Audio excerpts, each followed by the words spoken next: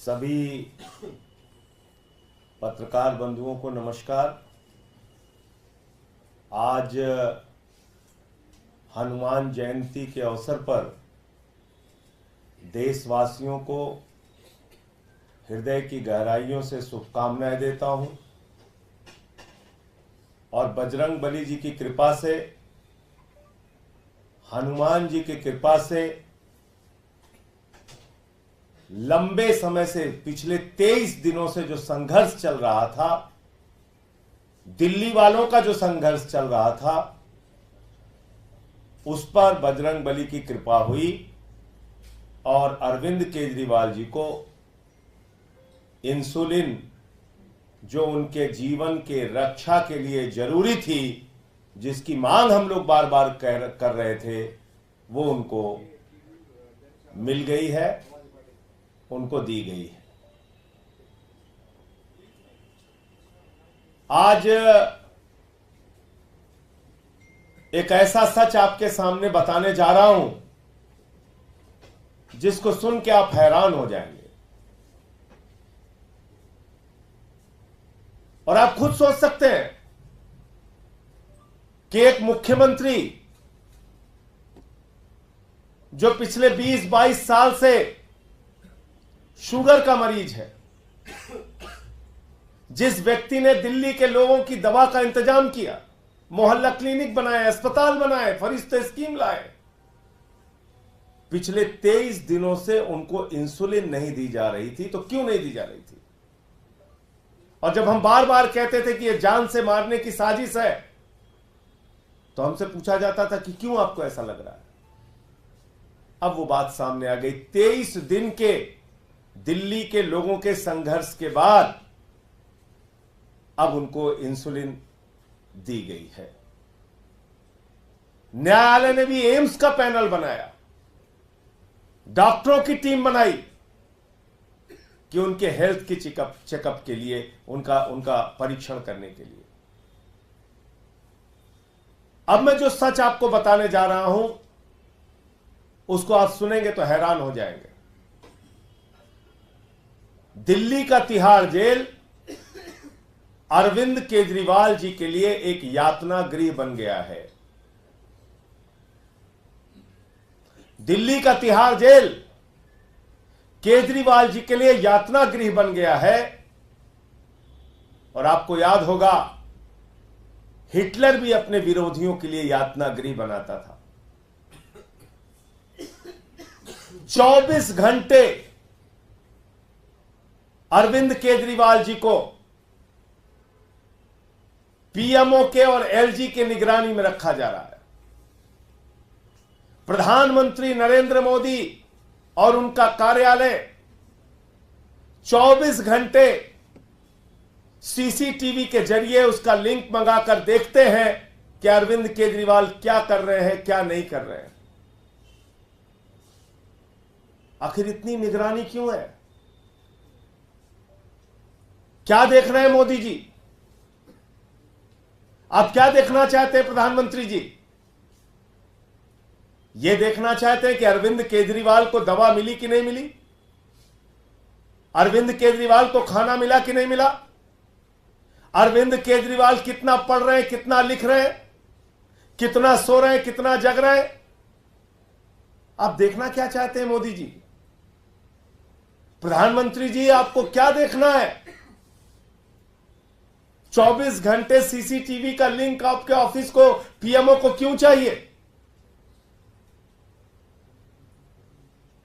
आप ये देखना चाहते हैं कि अरविंद केजरीवाल को इंसुलिन मिली कि नहीं मिली, वो कितना बीमार हुए, उनकी किडनी खराब हुई कि नहीं, उनका लीवर खराब हुआ कि नहीं, उनका स्वास्थ्य बिगड़ा कि नहीं बिगड़ा, इसकी निगरानी कर रहे हैं आप।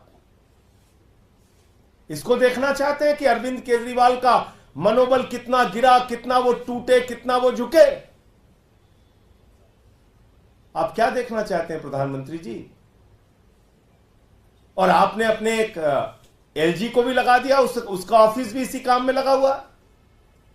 दिल्ली के एलजी महोदय दिल्ली के लोगों का काम छोड़कर ये देखने में लगे हुए हैं कि अरविंद केजरीवाल को कितनी प्रताड़ना दी जा रही है, कितनी यातनाएं दी जा रही हैं। वो 24 घंटे सारा काम इसी में लगा रहे हैं, वो भी अपना पूरा ध्यान इसी में लगा रहे हैं। अरविंद केजरीवाल, जिन्होंने दिल्ली के बच्चों के लिए अच्छी शिक्षा का इंतजाम किया, उनसे क्या दुश्मनी है मोदी जी आपकी? अरविंद केजरीवाल, जिन्होंने दिल्ली के बुजुर्गों के लिए तीर्थ यात्रा कराई, बिजली फ्री कराई, पानी फ्री कराया, IRS की नौकरी छोड़ी। अरविंद केजरीवाल, जिसने 49 दिनों में मुख्यमंत्री की कुर्सी को लात मार दिया, कोई चपरासी की भी नौकरी नहीं छोड़ना चाहता। उस अरविंद केजरीवाल के मनोबल को आप गिराना चाहते हैं। आपके इस अन्यायपूर्ण और अत्याचारपूर्ण व्यवहार को देखकर प्रधानमंत्री जी, अरविंद केजरीवाल के बूढ़े मां बाप जो खुद बीमारी की हालत में हैं, यह हालत अपने बेटे की देखकर वो दुखी होते हैं। उनकी पत्नी सुनीता केजरीवाल जी उनके स्वास्थ्य को लेकर चिंतित रहती हैं।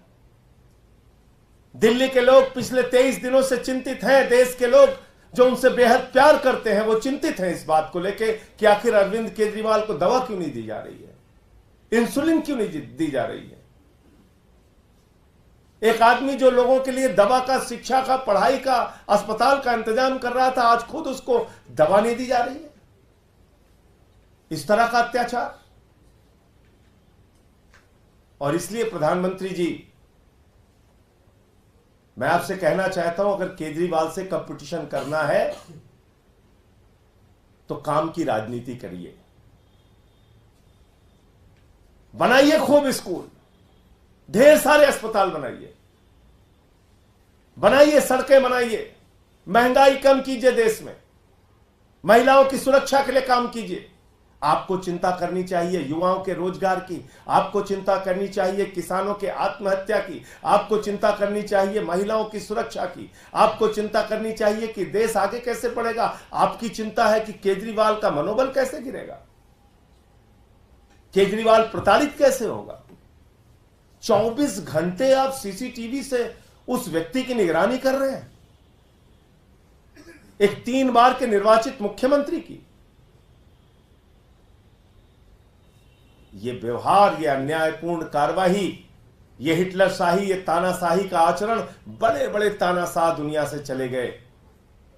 आपकी भी सत्ता को जाना होगा।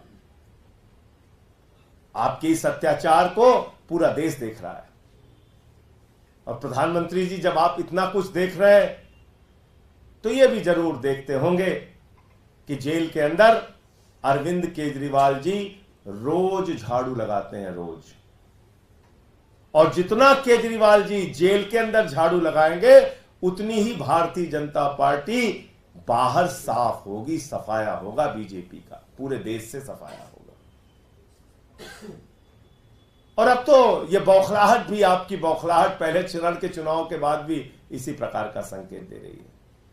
तो मैं आपको ये बताना चाहता हूं कि पीएमओ देश के प्रधानमंत्री नरेंद्र मोदी, एलजी ऑफिस और खुद एलजी महोदय सारे नियम कानून को तोड़कर जेल में अरविंद केजरीवाल के सीसीटीवी का फुटेज मंगाकर, लिंक मंगाकर उनके ऊपर निगरानी कर रहे हैं, उनको देख रहे हैं।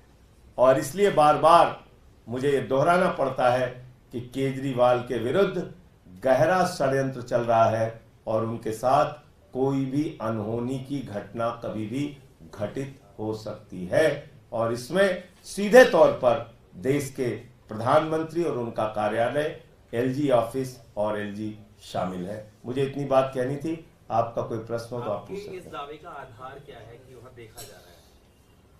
अब आप इसको पता कर लीजिए।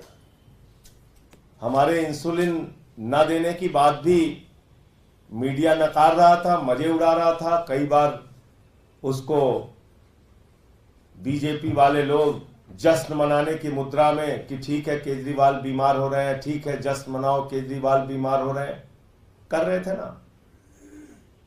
आखिर माननीय न्यायालय ने एम्स के डॉक्टरों का पैनल बनाया ना केजरीवाल जी की जांच के लिए। यह क्यों करना पड़ा? यह काम क्या जेल का प्रशासन पहले से नहीं कर सकता था? अगर केजरीवाल के विरुद्ध साजिश नहीं होती तो क्या उनको इंसुलिन जैसी चीज उनको जो उनके जीवन के लिए जरूरी है नहीं दी जा सकती थी? तो जब मैं कोई बात कह रहा हूं तो जिम्मेदारी से कह रहा हूं, इसका आप लोग भी पता कीजिएगा। और आपने देखा नहीं, हमारे एक मंत्री की वीडियो पूरे देश को दिखाई गई।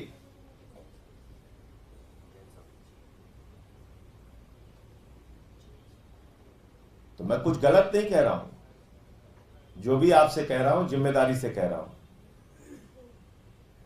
और किस कॉन्स्पिरेसी की तरफ आप इशारा कर रहे हैं? कह रहे हैं बगैर मॉनिटर हो रहा है, जिस तरह से दावा कर रहे हैं। नहीं, 24 घंटे मॉनिटरिंग करने का मतलब यह है, जो मैं आपको बता रहा हूं, कितना झुके, कितना टूटे, कितना मनोबल गिरा, कितना बीमार हुए, कब सो रहे हैं, कब जग रहे हैं, लीवर खराब हुआ कि नहीं, किडनी खराब हुआ कि नहीं, इंसुलिन मिल तो नहीं रही है, दवा मिल तो नहीं रही है।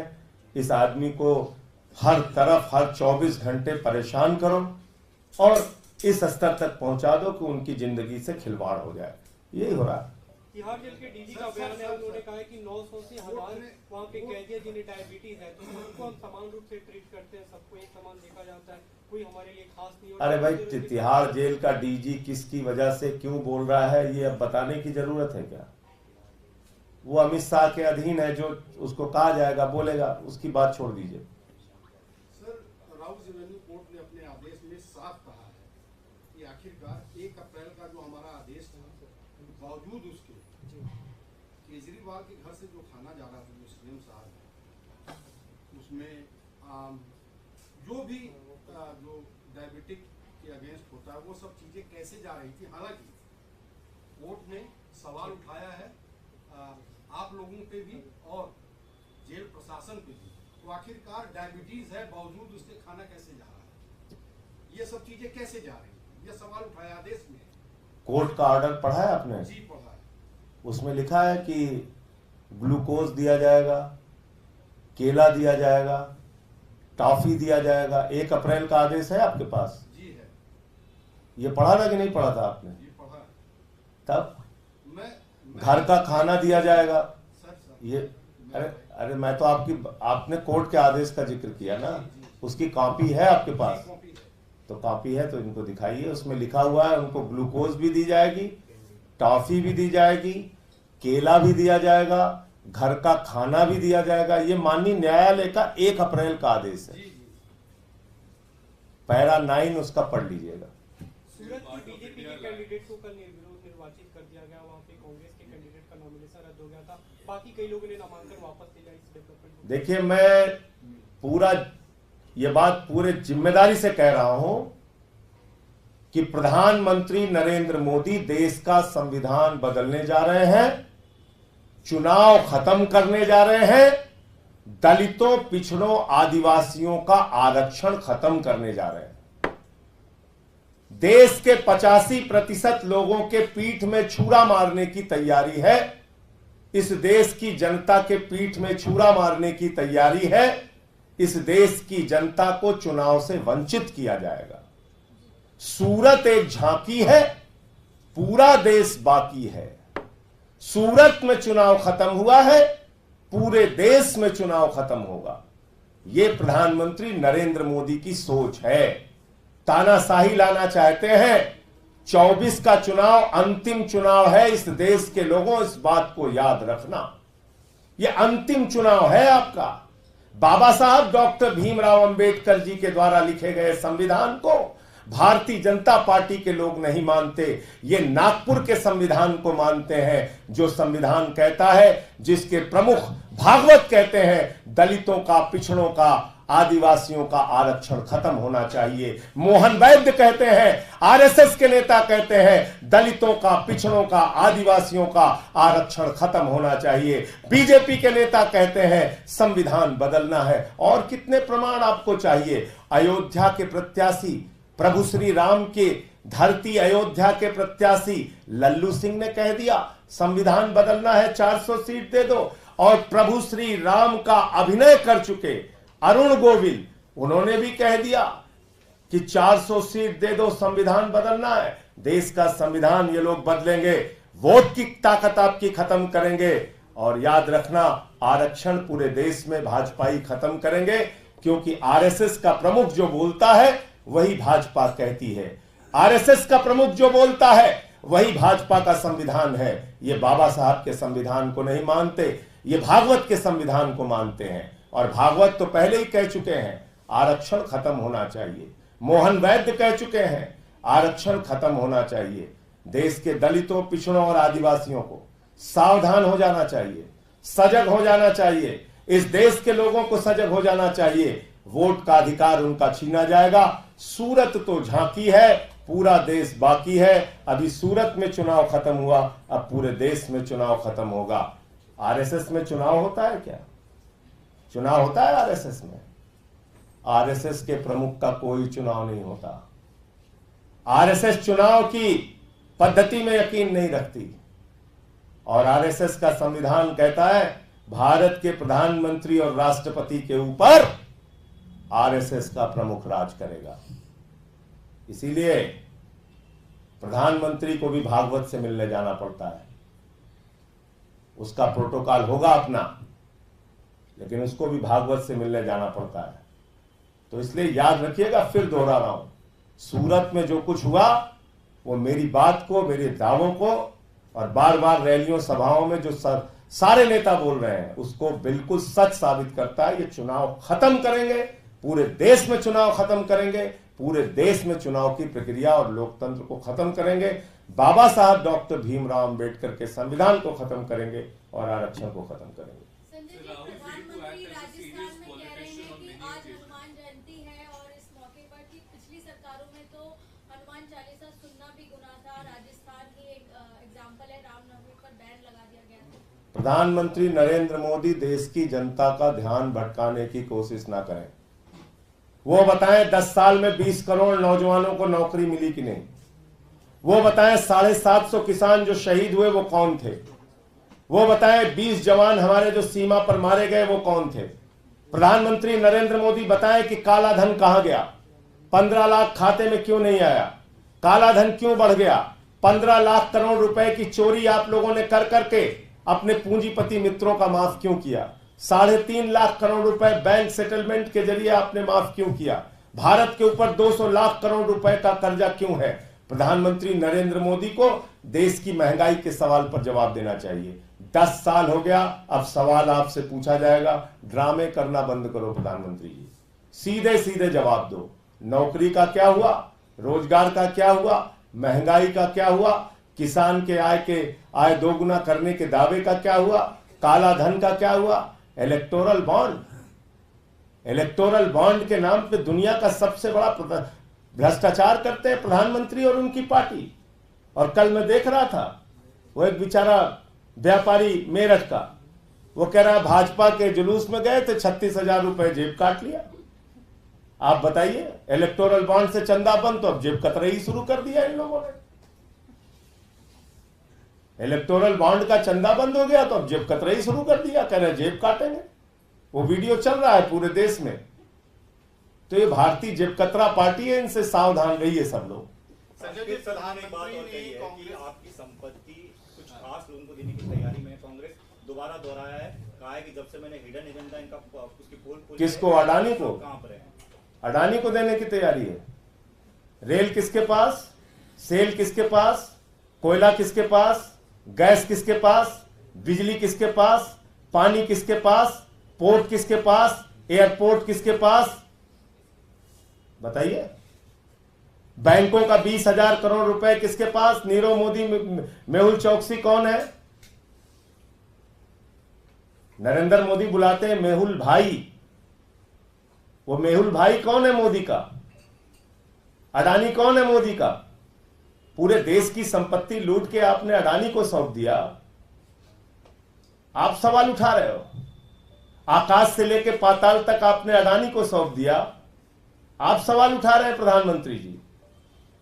2.5 लाख करोड़ रुपए का कर्जा आपने एक व्यक्ति को दे दिया, 15 लाख करोड़ रुपए पूंजीपतियों का माफ कर दिया। पूरे देश को लूटने का काम देश के प्रधानमंत्री के नेतृत्व में मोदी जी की सरकार कर रही है और पूरे देश को लूटकर 82 करोड़ लोगों को 5 किलो राशन देते हैं और अपने पूंजीपति दोस्तों के साथ मिलकर देश का लाखों करोड़ और देश के लाखों करोड़ के संसाधन लूटने का काम भारत के प्रधानमंत्री और उनकी सरकार कर रही है।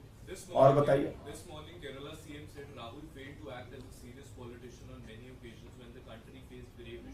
वो उनके अपने स्टेट के आपसी पॉलिटिक्स का मामला है, उस पर कोई कमेंट नहीं करूंगा। Thank you.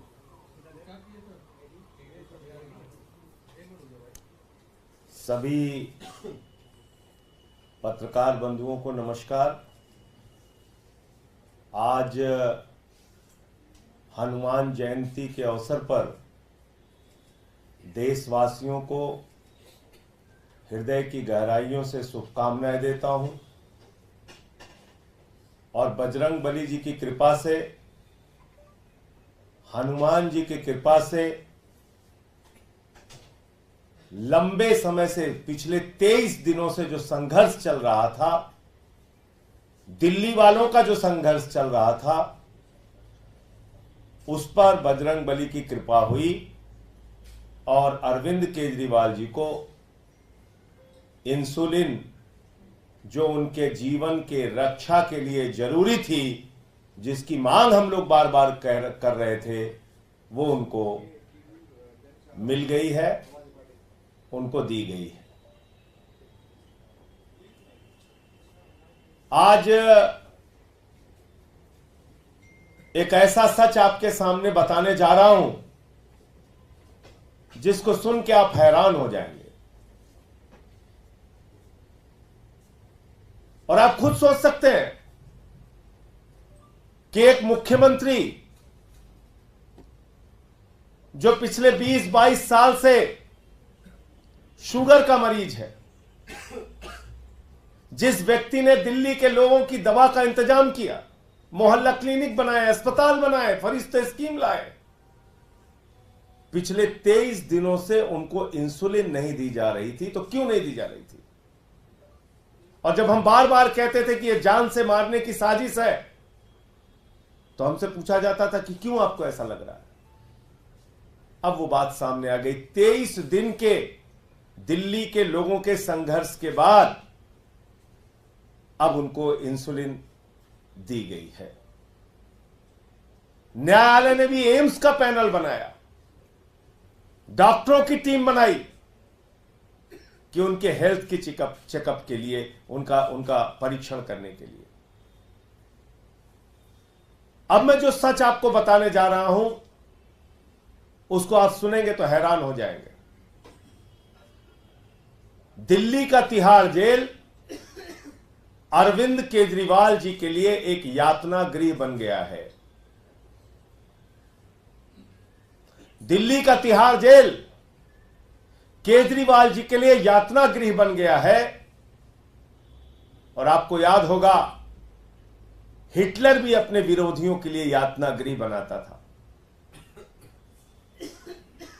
24 घंटे अरविंद केजरीवाल जी को पीएमओ के और एलजी के निगरानी में रखा जा रहा है।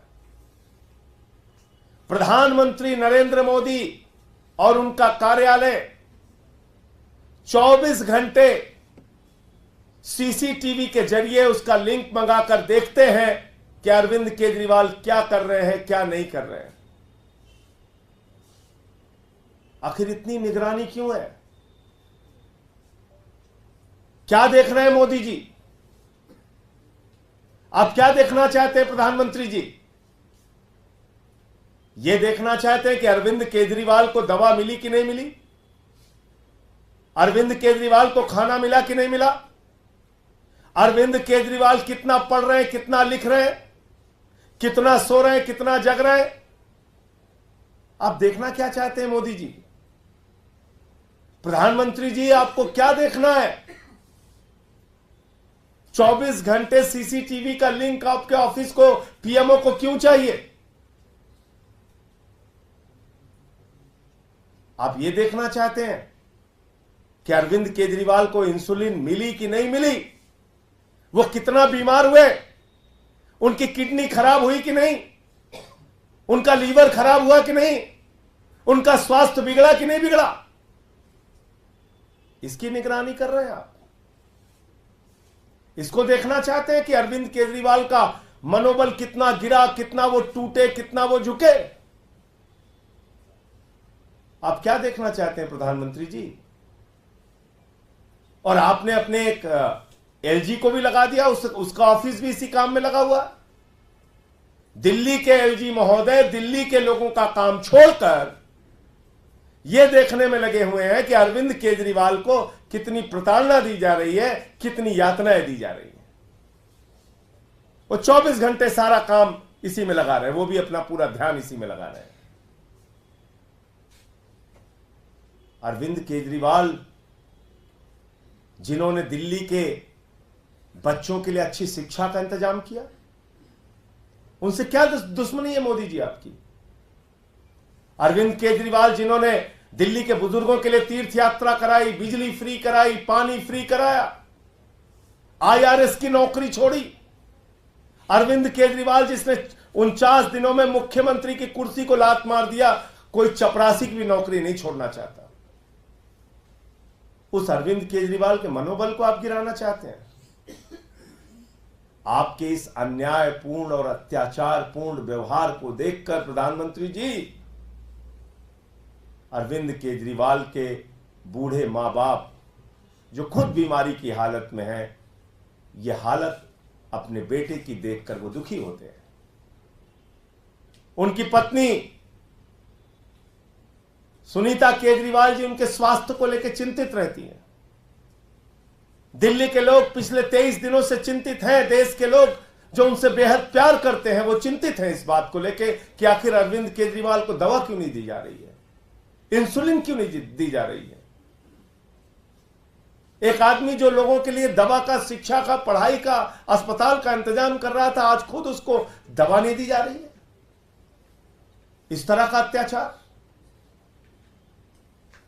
और इसलिए प्रधानमंत्री जी, मैं आपसे कहना चाहता हूं, अगर केजरीवाल से कंपटीशन करना है तो काम की राजनीति करिए। बनाइए खूब स्कूल, ढेर सारे अस्पताल बनाइए, सड़कें बनाइए, महंगाई कम कीजिए, देश में महिलाओं की सुरक्षा के लिए काम कीजिए। आपको चिंता करनी चाहिए युवाओं के रोजगार की, आपको चिंता करनी चाहिए किसानों के आत्महत्या की, आपको चिंता करनी चाहिए महिलाओं की सुरक्षा की, आपको चिंता करनी चाहिए कि देश आगे कैसे बढ़ेगा। आपकी चिंता है कि केजरीवाल का मनोबल कैसे गिरेगा, केजरीवाल प्रताड़ित कैसे होगा। 24 घंटे आप सीसीटीवी से उस व्यक्ति की निगरानी कर रहे हैं, एक 3 बार के निर्वाचित मुख्यमंत्री की। ये व्यवहार, ये अन्यायपूर्ण कार्रवाई, ये हिटलरशाही, ये तानाशाही का आचरण, बड़े बड़े तानाशाह दुनिया से चले गए। आपकी भी सत्ता को जाना होगा। आपके इस अत्याचार को पूरा देश देख रहा है। और प्रधानमंत्री जी, जब आप इतना कुछ देख रहे हैं तो ये भी जरूर देखते होंगे कि जेल के अंदर अरविंद केजरीवाल जी रोज झाड़ू लगाते हैं, रोज। और जितना केजरीवाल जी जेल के अंदर झाड़ू लगाएंगे, उतनी ही भारतीय जनता पार्टी बाहर साफ होगी, सफाया होगा बीजेपी का, पूरे देश से सफाया होगा। और अब तो ये बौखलाहट भी, आपकी बौखलाहट पहले चरण के चुनाव के बाद भी इसी प्रकार का संकेत दे रही है। तो मैं आपको ये बताना चाहता हूं कि पीएमओ देश के प्रधानमंत्री नरेंद्र मोदी, एलजी ऑफिस और खुद एलजी महोदय सारे नियम कानून को तोड़कर जेल में अरविंद केजरीवाल के सीसीटीवी का फुटेज मंगाकर, लिंक मंगाकर उनके ऊपर निगरानी कर रहे हैं, उनको देख रहे हैं। और इसलिए बार बार मुझे यह दोहराना पड़ता है कि केजरीवाल के विरुद्ध गहरा षड्यंत्र चल रहा है और उनके साथ कोई भी अनहोनी की घटना कभी भी घटित हो सकती है। और इसमें सीधे तौर पर देश के प्रधानमंत्री और उनका कार्यालय, एलजी ऑफिस और एलजी शामिल है। मुझे इतनी बात कहनी थी। आपका कोई प्रश्न हो तो आप पूछ सकते हैं। इस दावे का आधार क्या है कि वहां देखा जा रहा है? अब आप इसको पता कर लीजिए। हमारे इंसुलिन न देने की बात भी मीडिया नकार रहा था, मजे उड़ा रहा था। कई बार उसको बीजेपी वाले लोग जश्न मनाने की मुद्रा में कि ठीक है केजरीवाल बीमार हो रहे हैं, ठीक है जश्न मनाओ केजरीवाल बीमार हो रहे हैं, कर रहे थे ना। आखिर माननीय न्यायालय ने एम्स के डॉक्टरों का पैनल बनाया ना केजरीवाल जी की जांच के लिए। यह क्यों करना पड़ा? यह काम क्या जेल का प्रशासन पहले से नहीं कर सकता था? अगर केजरीवाल के विरुद्ध साजिश नहीं होती तो क्या उनको इंसुलिन जैसी चीज उनको जो उनके जीवन के लिए जरूरी है नहीं दी जा सकती थी? तो जब मैं कोई बात कह रहा हूं तो जिम्मेदारी से कह रहा हूं, इसका आप लोग भी पता कीजिएगा। और आपने देखा नहीं, हमारे एक मंत्री की वीडियो पूरे देश को दिखाई गई।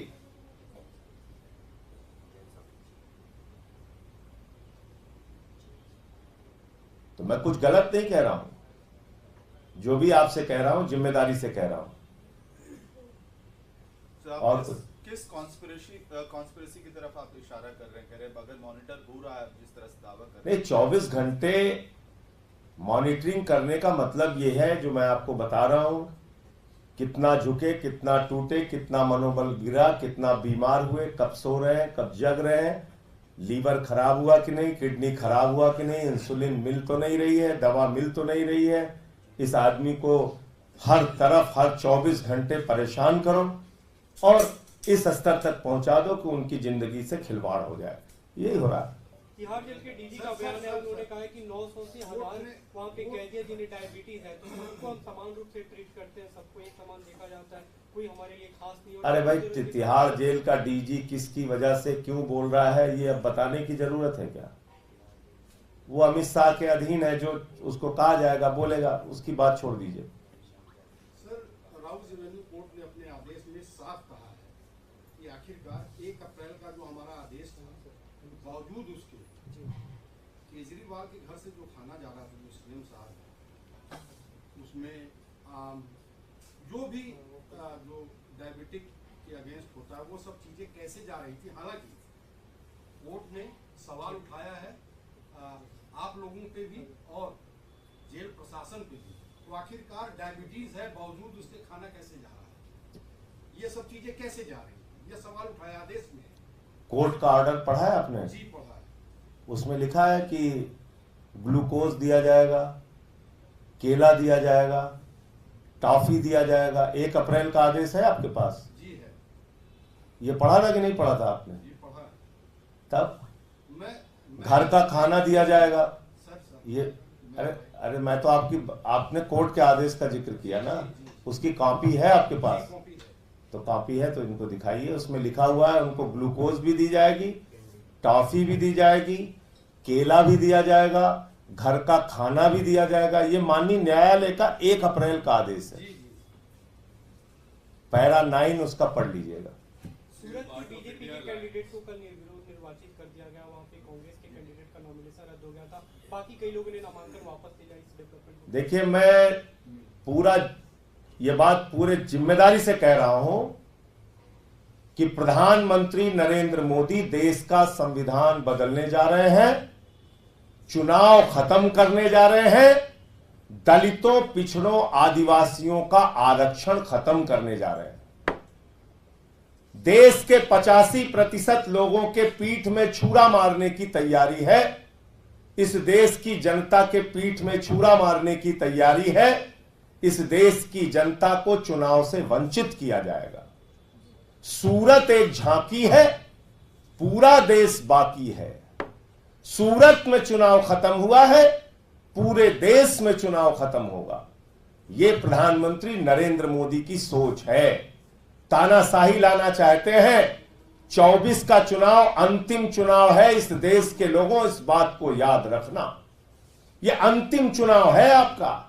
बाबा साहब डॉक्टर भीमराव अंबेडकर जी के द्वारा लिखे गए संविधान को भारतीय जनता पार्टी के लोग नहीं मानते, ये नागपुर के संविधान को मानते हैं, जो संविधान कहता है, जिसके प्रमुख भागवत कहते हैं, दलितों का, पिछड़ों का, आदिवासियों का आरक्षण खत्म होना चाहिए। मोहन वैद्य कहते हैं, आरएसएस के नेता कहते हैं, दलितों का, पिछड़ों का, आदिवासियों का आरक्षण खत्म होना चाहिए। बीजेपी के नेता कहते हैं संविधान बदलना है। और कितने प्रमाण आपको चाहिए? अयोध्या के प्रत्याशी, प्रभु श्री राम के धरती अयोध्या के प्रत्याशी लल्लू सिंह ने कह दिया संविधान बदलना है, 400 सीट दे दो। और प्रभु श्री राम का अभिनय कर चुके अरुण गोविल, उन्होंने भी कह दिया कि 400 सीट दे दो, संविधान बदलना है। देश का संविधान ये लोग बदलेंगे, वोट की ताकत आपकी खत्म करेंगे। और याद रखना, आरक्षण पूरे देश में भाजपा ही खत्म करेंगे,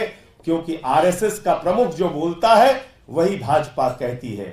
आरएसएस का प्रमुख जो बोलता है वही भाजपा का संविधान है। ये बाबा साहब के संविधान को नहीं मानते, ये भागवत के संविधान को मानते हैं। और भागवत तो पहले ही कह चुके हैं आरक्षण खत्म होना चाहिए। मोहन वैद्य कह चुके हैं आरक्षण खत्म होना चाहिए। देश के दलितों, पिछड़ों और आदिवासियों को सावधान हो जाना चाहिए, सजग हो जाना चाहिए। इस देश के लोगों को सजग हो जाना चाहिए। वोट का अधिकार उनका छीना जाएगा। सूरत तो झांकी है, पूरा देश बाकी है। अभी सूरत में चुनाव खत्म हुआ, अब पूरे देश में चुनाव खत्म होगा। आरएसएस में चुनाव होता है क्या? चुनाव होता है आरएसएस में? आरएसएस के प्रमुख का कोई चुनाव नहीं होता। आरएसएस चुनाव की पद्धति में यकीन नहीं रखती। और आरएसएस का संविधान कहता है भारत के प्रधानमंत्री और राष्ट्रपति के ऊपर आरएसएस का प्रमुख राज करेगा। इसीलिए प्रधानमंत्री को भी भागवत से मिलने जाना पड़ता है। उसका प्रोटोकॉल होगा अपना, लेकिन उसको भी भागवत से मिलने जाना पड़ता है। तो इसलिए याद रखिएगा, फिर दोहरा रहा हूं, सूरत में जो कुछ हुआ वो मेरी बात को, मेरे दावों को और बार बार रैलियों, सभाओं में जो सारे नेता बोल रहे हैं उसको बिल्कुल सच साबित करता है। ये चुनाव खत्म करेंगे, पूरे देश में चुनाव खत्म करेंगे, पूरे देश में चुनाव की प्रक्रिया और लोकतंत्र को खत्म करेंगे। बाबा साहब डॉक्टर भीमराव अंबेडकर के संविधान को खत्म करेंगे और आरक्षण को खत्म करेंगे। संजय जी, प्रधानमंत्री राजस्थान में कह रहे हैं कि आज हनुमान जयंती है और इस मौके पर कि पिछली सरकारों में तो हनुमान चालीसा सुनना भी गुनाह था। राजस्थान ही एक एग्जाम्पल है, रामनवमी पर बैन लगा दिया गया था। प्रधानमंत्री नरेंद्र मोदी देश की जनता का ध्यान भटकाने की कोशिश ना करें। वो बताएं 10 साल में 20 करोड़ नौजवानों को नौकरी मिली कि नहीं। वो बताएं 750 किसान जो शहीद हुए वो कौन थे। वो बताएं 20 जवान हमारे जो सीमा पर मारे गए वो कौन थे। प्रधानमंत्री नरेंद्र मोदी बताएं कि काला धन कहां गया, 15 लाख खाते में क्यों नहीं आया, काला धन क्यों बढ़ गया, 15 लाख करोड़ रुपए की चोरी आप लोगों ने कर करके अपने पूंजीपति मित्रों का माफ क्यों किया, 3.5 लाख करोड़ रुपए बैंक सेटलमेंट के जरिए आपने माफ क्यों किया, भारत के ऊपर 200 लाख करोड़ रुपए का कर्जा क्यों है। प्रधानमंत्री नरेंद्र मोदी को देश की महंगाई के सवाल पर जवाब देना चाहिए। 10 साल हो गया, अब सवाल आपसे पूछा जाएगा, ड्रामे करना बंद करो प्रधानमंत्री जी, सीधे सीधे जवाब दो। नौकरी का क्या हुआ, रोजगार का क्या हुआ, महंगाई का क्या हुआ, किसान के आय दोगुना करने के दावे का क्या हुआ, काला धन का क्या हुआ, इलेक्टोरल बॉन्ड के नाम पे दुनिया का सबसे बड़ा भ्रष्टाचार करते हैं प्रधानमंत्री और उनकी पार्टी। और कल मैं देख रहा था, वो एक बेचारा व्यापारी मेरठ का, वो कह रहा भाजपा के जुलूस में गए थे, 36,000 रुपए जेब काट लिया। आप बताइए, इलेक्टोरल बॉन्ड से चंदा बंद, तो अब जेब कतरे ही शुरू कर दिया इन लोगों ने। इलेक्टोरल बॉन्ड का चंदा बंद हो गया तो अब जेब कतरे ही शुरू कर दिया, कह रहे जेब काटेंगे। वो वीडियो चल रहा है पूरे देश में। तो ये भारतीय जेब कतरा पार्टी है, इनसे सावधान रहिए सब लोग। संजय जी, प्रधानमंत्री ने कही है कि आपकी संपत्ति कुछ खास लोगों को देने की तैयारी में कांग्रेस दोबारा दोहराया है। कहा है कि जब से मैंने हिडन एजेंडा इनका उसकी पोल किसको, अडानी को? कहां पर है? अडानी को देने की तैयारी है। रेल किसके पास, सेल किसके पास, कोयला किसके पास, गैस किसके पास, बिजली किसके पास, पानी किसके पास, पोर्ट किसके पास, एयरपोर्ट किसके पास, बताइए। बैंकों का 20,000 करोड़ रुपए किसके पास, नीरव मोदी, मेहुल चौकसी कौन है? नरेंद्र मोदी बुलाते हैं मेहुल भाई। वो मेहुल भाई कौन है मोदी का? अडानी कौन है मोदी का? पूरे देश की संपत्ति लूट के आपने अडानी को सौंप दिया। आप सवाल उठा रहे हो। आकाश से लेकर पाताल तक आपने अडानी को सौंप दिया। आप सवाल उठा रहे हैं प्रधानमंत्री जी। 2.5 लाख करोड़ रुपए का कर्जा आपने एक व्यक्ति को दे दिया। 15 लाख करोड़ रुपए पूंजीपतियों का माफ कर दिया। पूरे देश को लूटने का काम देश के प्रधानमंत्री के नेतृत्व में मोदी जी की सरकार कर रही है और पूरे देश को लूटकर 82 करोड़ लोगों को 5 किलो राशन देते हैं और अपने पूंजीपति दोस्तों के साथ मिलकर देश का लाखों करोड़ और देश के लाखों करोड़ के संसाधन लूटने का काम भारत के प्रधानमंत्री और उनकी सरकार कर रही है। और बताइए,